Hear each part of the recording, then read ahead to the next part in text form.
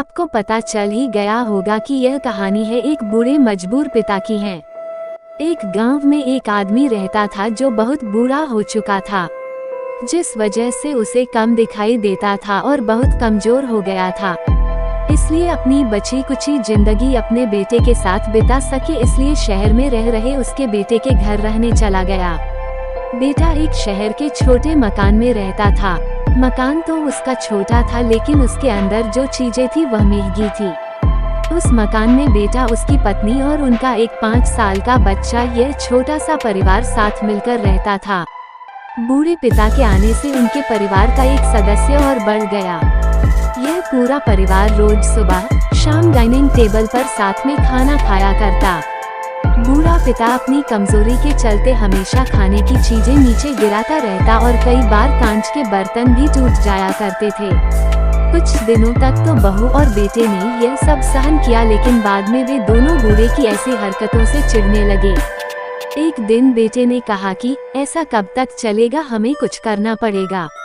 उसकी पत्नी भी इस बात से सहमत हुई। अगले दिन बेटा कहीं से एक पुराना मेज लेकर आया और घर के एक कोने में उसे लगा दिया और अपने पिताजी से कहा कि आप यहीं पर बैठकर खाना खा लिया कीजिएगा। उन्होंने एक लकड़ी का बर्तन भी बनवाया जिसमें वे अपने बूढ़े बाप को खाना देने लगे।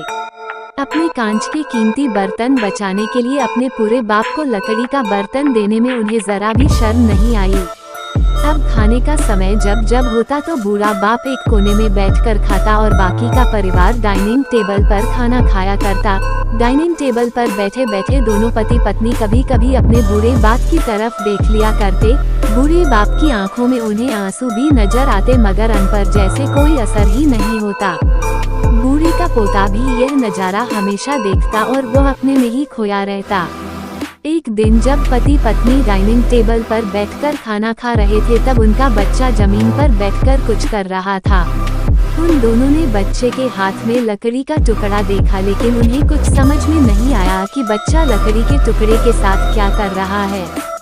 जब बच्चे के पिता ने उसे पूछा कि बेटा आओ खाना खा लो, तुम नीचे बैठकर क्या कर रहे हो, तब बच्चे ने भोलेपन से कहा, अरे मम्मी पापा, मैं आप दोनों के लिए लकड़ी का बर्तन बना रहा हूँ ताकि आप लोगों को जब आप बुरे हो जाओ तो दिन में खाना दे सको।